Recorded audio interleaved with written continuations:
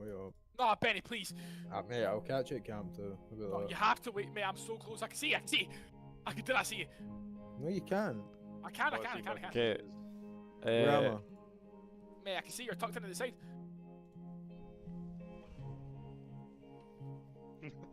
These guys are so fucking bad. Why? No, there's like 3 of them, they keep slipping because they're all attached to each other and on this rope. Okay, we're gonna be watching Change as Scary. I'm scared of the future. Let's see it. I'm scared of the future, of what it entails, and I don't mean like Aren't we all? world-killing robots or like the next war or something like that. What I mean is, I guess, a little smaller in picture, what my future entails. Because I don't really think about it, but when I do, I guess I just feel a little bit lost in everything. Fair enough. I mean, people joke that people go to college not just to get a degree, but because they don't really want to face the real world. Yeah. That's why they get masters and then ultimately PhDs. No. See what he says people joke about it. I think people actually do that. I think a lot of people do that. They postpone real life work for like a long time. And I think that has some proof to it, because I feel like in school it's so much easier to know what path you're going towards. I mean, especially when I was a child, right? For my first 18 years, okay, from like my first, and this is probably applies to everybody, right? My first 4 years, my parents were telling me what to do. Then for the next 14 years, I was in school, and all I had to do was just follow the school schedule, right? Oh, what's up, Mr. Crab? Wake up at like 6, go to school, do good This in video is called I'm Scared of the Future. And I'm not gonna lie, so school, am I. and then bang, graduate from school. Fuck Mr. Krabs, the fuck you mean me so? Now I'm college, which I just follow that schedule. And I guess it can be applied to work too, but no, it just feels different, right? College is such a similar environment to school. Yeah, I'm doing but good, man. I think I'm doing great. But it uh, kinda this guy's is speaking kind of facts. like It's not a Minecraft a breakthrough. The guy's talking about how he's scared of the future. He's saying like people postpone their life in college. They sit there for like in uni and college for ages because they don't want to work. active barrier that's from you and the real world. Am I American? No, I'm And from when you Scotland. finally get a job, that's when Mr. like, Grab. okay, you're in the real world now. You're actually a part of society and things like that. And I don't know. I guess I'm kind of scared. I mean, I've always I'm not had. gonna see. I see it in my life as well. There's so many people that just refuse to like go into the real world. There's people I still see who went through all of uni and they're still stuck in like high school mentality, university mentality. Like they don't I guess leave that. a pretty clear path of what I'm doing, especially in school, especially in college, especially like just following what my parents tell me. That's like pretty easy, you know, because you don't have to really make things up as you go. You're just following a set path. Like you see the end of the path, you see the beginning, and well, But see, like I said, but I think that works for people though. What is an example of that mentality? Well, I don't know how to explain it. Like, there's this guy a couple years above me, and I saw him in the like out in where we live. He was out in the pub and stuff, and he's like 5 years, 6 years above me, maybe like 26, and he's acting like younger than me, and it's just like, you're a whole grown ass man. You could probably have kids, and you're acting younger than me. It's just a bit. Like just the stuff he says, the stuff he acts, the way he acts. He's acting like he's 18 years old. It's just, I think just some people can't let go, and there's nothing wrong with that. But I think, like, at what point do you actually grow up? I don't know. I don't know. That's about it, right? And you know you're in the middle of it, and so you're like, okay, cool. But I guess that's not how it really works. Maybe it is. I have not experienced it, but I mean, just looking from, I guess, a spectator's point of view, yeah, that's not really how it works when you finish the tutorial and you're How like, do I feel okay, about Minecraft? If it's good, show a like. If it's bad, show a dislike, bro. How do I feel about Minecraft? I think Minecraft's a great game. I think, it's one of those games where you can do anything. It's a bit like, I think it's one of the only games where kids and stuff can like show their imagination. I think that's why it's really popular with kids. And like, see, even I grew up on the game, and I think, hello Brazil, are you from Brazil, Mr. Man? Welcome in, Mr. Isaac Rodriguez. But I think Minecraft, it's one of those games. It's a bit like Lego. That's why Lego does so well. You can build what you want. It's your world. It's not like there's no set route. It's a bit like life, and I think that's why it's good. Me and my friend actually were talking about this. We were talking about what's the best game that could be created, and we kept talking. We are like, oh, maybe you could add this, maybe you could add that, and the closer we got to it, we realized the best game is just like a one-to-one of real life. That's why GTA did so well. It's pretty much real life. You could just do what you want. That's why Minecraft does well. It's real life just with blocks. It's anything that you can, you know, kind of gives you free will. I think people really enjoy. 6-7 farm aura. How do I farm aura? Yo, what's up, Manzi Sahan? Welcome in, man. We're watching a video on I'm Scared of the Future. let's get into the fun, exciting part of life. Uh, I don't know. That's just I thought the future's scary. kind the of future what is I'm scary. thinking of, especially now since I just finished my second semester and, well, I have 3 years left of protection before I actually have to venture into the real world, because no way am I ever doing another year of school for master's or PhD. Oh my goodness. But yeah, I just Do you want think me to hit the dab? Ready? Hold on.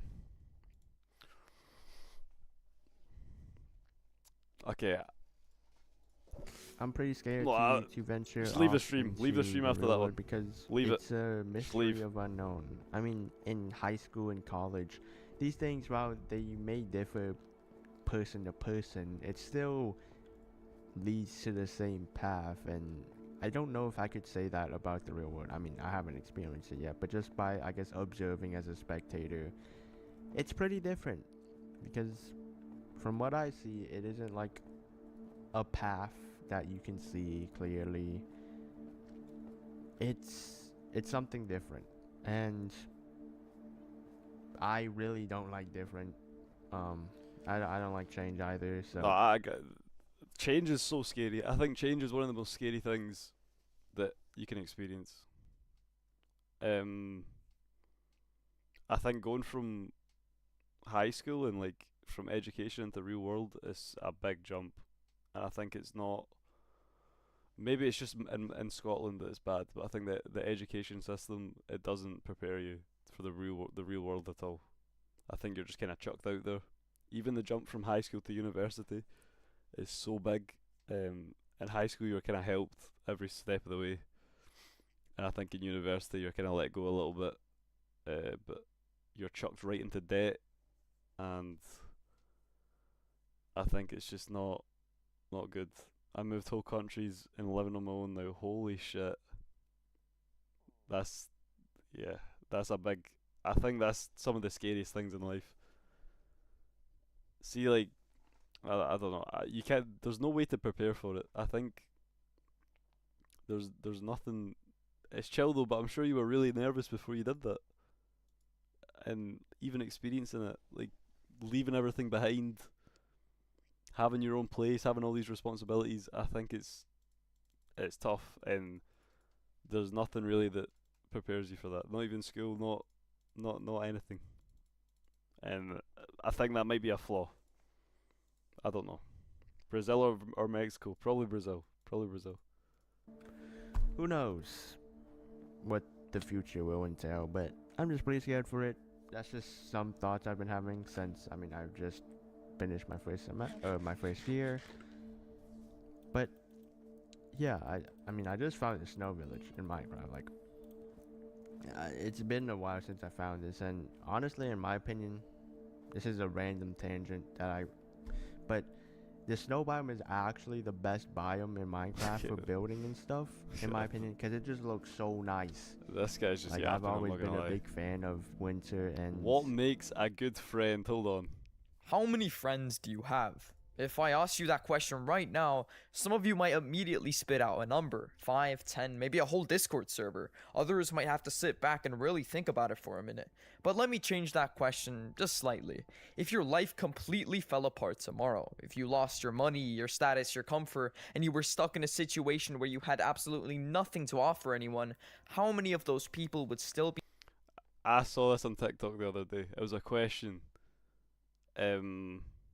It was a question, and it was, at your funeral, who would be the last person at your grave? And whoever it was, there's one person in mind that probably comes to mind. It was probably my mum that came to my mind. And I said, keep that person close in your life. Because it might seem that you might take them for granted a little bit, but, you know, you need to keep them close. That's probably the closest person in your life, and you need to keep them. Make sure you don't lose that person. That's basically what it was saying, and I think it kind of hit. standing next to you. That number shrinks fast. There's a massive misconception in our generation about what friendship actually is. We have blurred the lines between a friend and an acquaintance. And because of that, a lot of you are surrounding yourselves with people who don't actually care about you. You just hang out with them because it's convenient. Think about it. A lot of the people you consider friends are just friends in circumstances. You go to the same school, you work at the same shift, you play the same game, you share a schedule, not a bond. The moment that shared environment disappears, the moment you graduate or quit that job, the friendship evaporates completely, and you never hear from them again. That wasn't a real friendship. That was just two people surviving boredom together. Yeah, that's so real. See, even like work friends, college friends, I think making an actual friendship is... Even friends in your adult life is so hard to make. I don't think... Yo, Isaac, I said what's up, man. Welcome in. But friends... Yeah, I had a lot of friends in college, but we never hanged out outside the college. It was only in college we'd talk. And that was it. Because being alone... After I left, it was just kind of like, oh... You know... it was like, you know what we said? I was like, oh yeah, we should go out for a drink sometimes. They were like, yeah, sure, that sounds great. Let me know when. And I was like, yeah, I'll let you know. And I've never spoke to them again. They've never texted me, I've never texted them. And it's just kind of, people move on. And they're in your life for a little bit, and then they leave. And it's okay, people come and go. And it's how life is, but...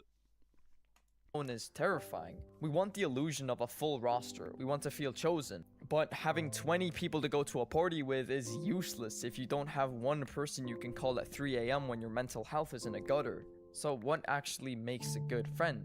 To me, a true friend is someone who operates on your wavelength. I'm talking about someone who shares your ambitions, your goals, and your underlying mindset. When you're trying to level up in life, whether that means starting a business, getting into shape, or just improving your mental state, the people around you will act as either engines or anchors. Fake friends get extremely uncomfortable when you start trying to improve. They will mock your ambition. They will tell you to relax, to take a day off, to stop taking things so seriously. Why?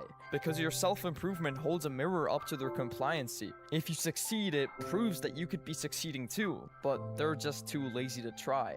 A real friend doesn't do that. A real friend is in the trenches with you. When you tell a real friend about a massive, crazy goal you have, they don't laugh. They look at you and say, oh, okay, how do we get there? They want you to win just as badly as they want to win themselves. There's no secret jealousy. There's no subtle competition. Your victory is their victory. Finding someone who genuinely claps for you when you win is incredibly rare. But here's the flip side of that coin, and it's a hard truth a lot of people don't want to hear.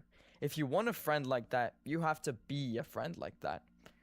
You cannot Holy demand- shit. My mum always said this. It was so fuck. If you have nothing nice to say, don't say anything at all. I've always lived by that. It's just one of loyalty, those ambition, things. and deep connection if you And are it- entirely self-absorbed. if Being a you- good friend No, there was another one, and it was like act the way that you would like to be treated or something. It was like treat other people the way you want to be treated, and I think that's so important in life. If you don't treat other people the way you want to be treated, then what's the point?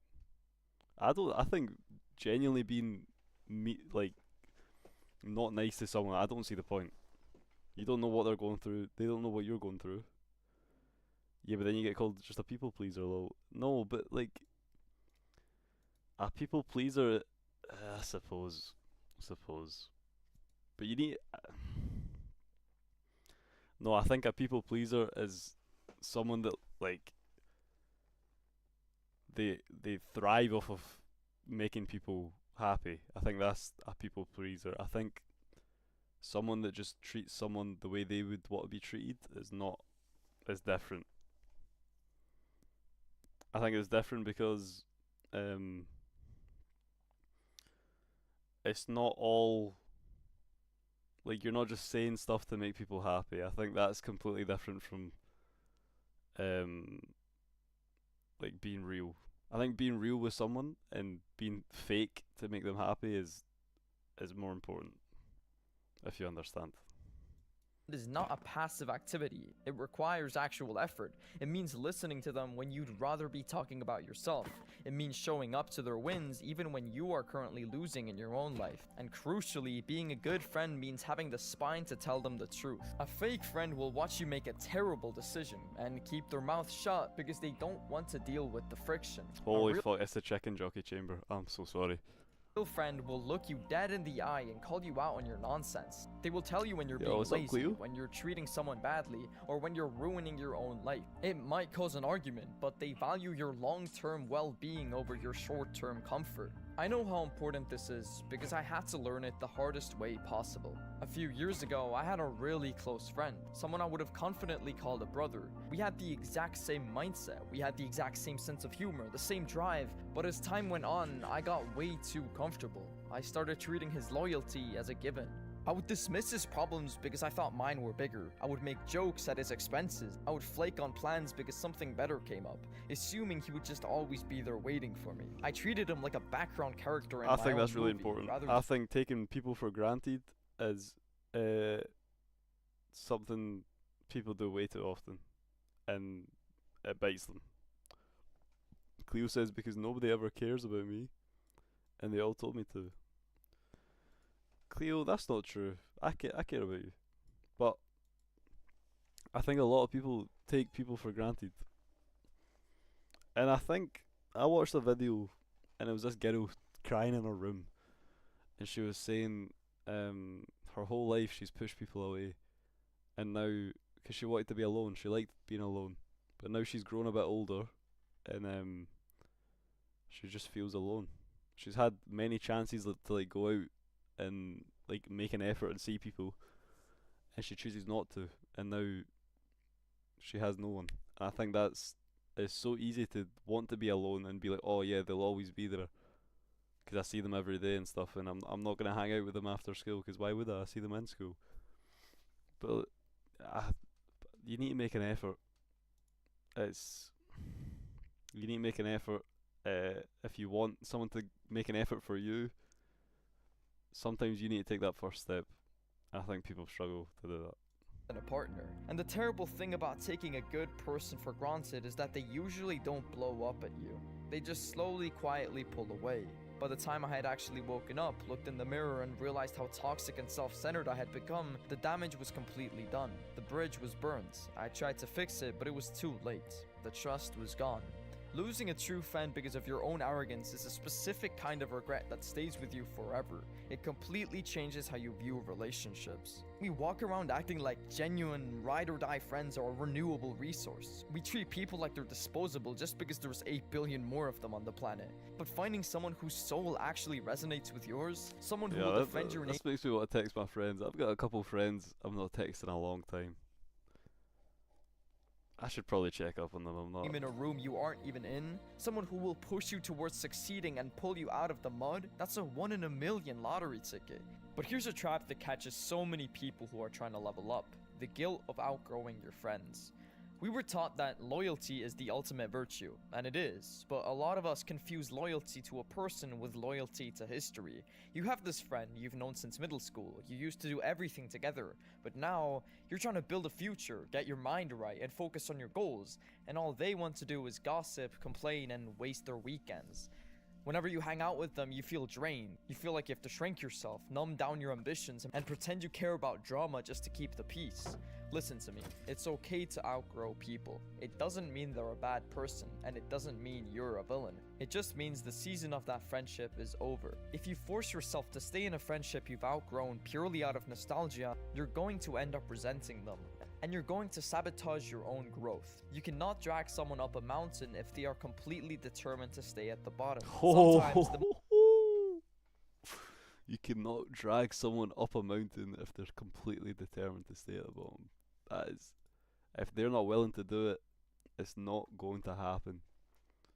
I think that correlates to a lot of things in life as well. If you're not willing to do something, how do you expect for it to fucking happen? I'm not. Wow. Most respectful thing you can do for the both of you is to just let the distance happen naturally. And that brings me to another massive test of real friendship.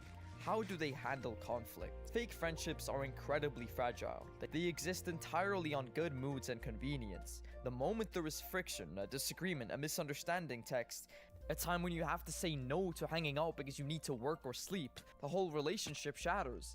They guilt trip you, they talk behind your back, they ghost you.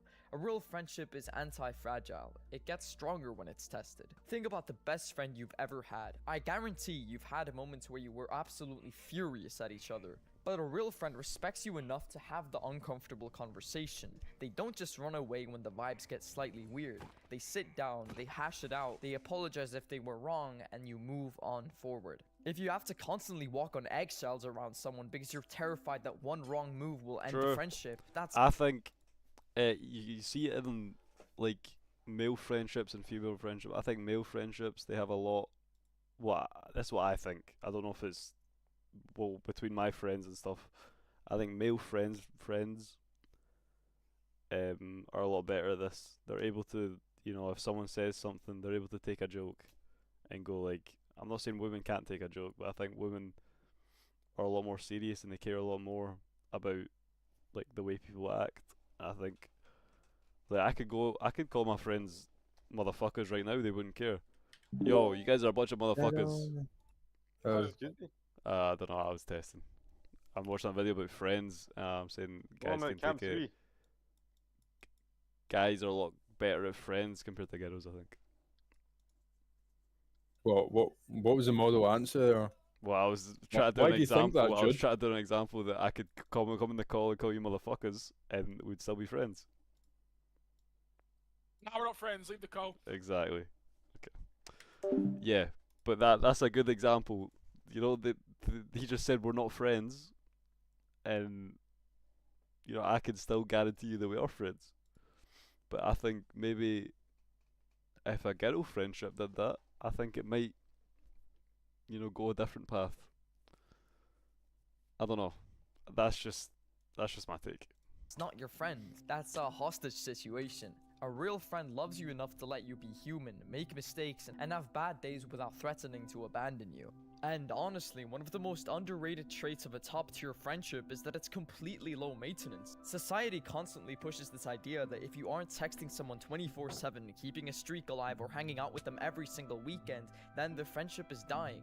But as you get older and your goals get bigger, that kind of constant communication just becomes exhausting.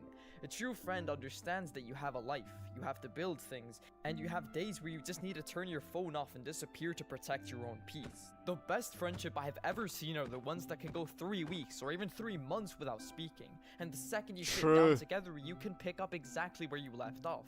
There is Holy no no, passive that's crazy. I've got a next door neighbour, right? We grew up all through childhood together. Everything we've not spoke for maybe like since primary school. Primary school was maybe 7 years ago. Excuse the 6, 7, but 7 years ago. Okay, I can still see him in the street when I drive home from work, and we can still have a conversation. I still say hi. Oh, what's up? How you been? And you know we talk. And I think those type of friends, maybe they're the real ones. I don't. I think you need to keep them close, and I'm gonna be honest.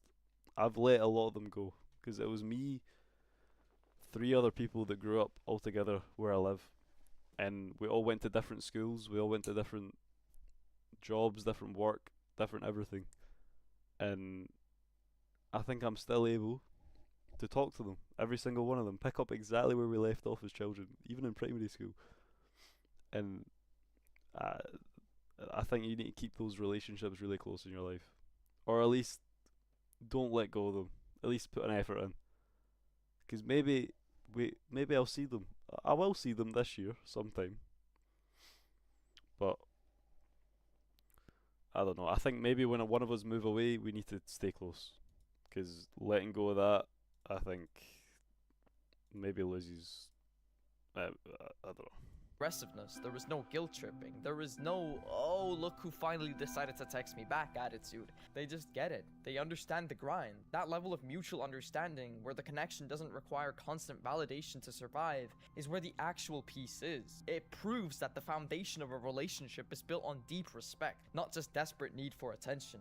If you're lucky enough to have even one person like that in your life, you need to hold them close. You need to text them. You need to check up on them. You need to protect that relationship with everything you have. Because I promise you, you don't want to realize their value after watching them walk away. Your circle should be sanctuary, not a waiting room. Cut the dead weight. Let go of the people who only text you when they need a favor. Let go of the people who secretly hope you fail. Empty the crowded room of acquaintances and make space for the 1 or 2 people who are actually going to help you build the life you want. Because at the end of your life, your legacy isn't going to be about what you built. It's going to be about who you had standing next to you while you built it.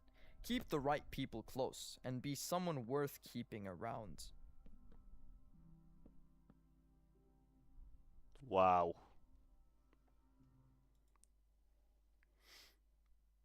He said at the end there, be someone worth keeping around. Not just you. Don't just keep the saying that, there's a quote, it goes a bit like something like, if you keep low people with you, you'll stay low. I think that might be one of the most, I think you leech off of your friends, not in a bad way, but I think you and your friends become almost intertwined. You have the same views, same aspects in life, you do the same things, and I think if you choose the wrong people to do that with, I think you'll end up in a hole that maybe you can't get out of. I don't know, that's just my take. But the time is currently 11:45, 11:45. I have work tomorrow. I have everything tomorrow. I wish I could just stream all night, man. That's what I mean. Growing up is not good. You don't want your whole childhood. You're like, oh, I want to be an adult. I want to be an adult. Adult life is not good. I suppose the freedom's good, but then it's good until you get a job, and then what? What freedom do you have? Then you work for 40 years. That's not right. That's not how life should be.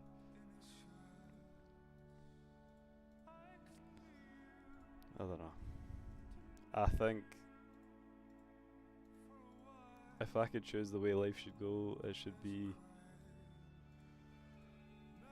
I think everyone should build their own house, create their own wee little thing, trade some bread for some coins, have a farm out back, have a wee straw house. Yo, what's up, Brian the Guri? Have you been here before? I swear I've seen your name. I think you should maybe live in like a straw shack in the middle of nowhere. Hunt for your first time here. Well, welcome in, man. Welcome in. You came at a bad time. I was just about to end stream, but we could maybe stay a bit longer just for you. I was talking about how I think it's really messed up that you need to work for 40 years. That's life. After high school, after university, all you do is work. You work, and you work. And I don't think that's a good. Is that it? Is that all there is to life? You work until you can travel, and then you go see stuff that you can't see at work. Like, what? That's not how we're meant to be. Your title says requests. Any requests? Any song, any game, anything at all? Any video? Probably a video. If you have a good video, I'll watch it.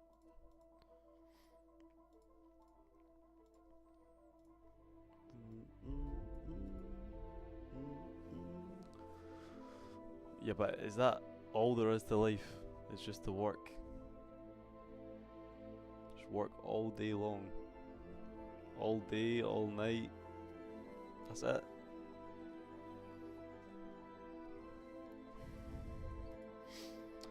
I don't know. What did I eat for dinner? Infinite. I had 2 sausage rolls. It was a really sad dinner.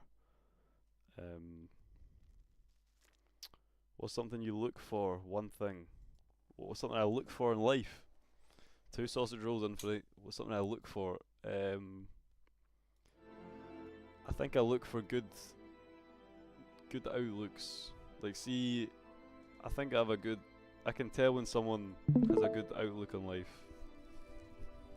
I think that's important. See people that take life for granted. I don't know. I think being here where you are right now, on the chair that you're sitting in, or wherever you are, people don't have that. People in the world can't walk. They can't see stuff. They're not even alive. The fact that you're alive right now, doing what you're doing right now, is so... The chances of that happening is so unbelievably low. It should actually be impossible. The fact we're here. We're on a rock in the middle of space.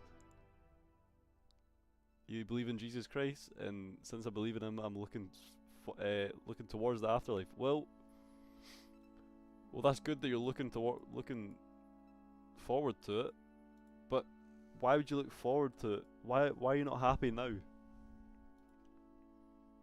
You're alive. A lot of people aren't alive. There's more people that aren't alive than are. Oh, I'm getting called back. Hold on. Jude, Hello? brilliant. Jude, look at my stream. Nah, I can't. You just ruined it. Hold on. Look, mate, Ben.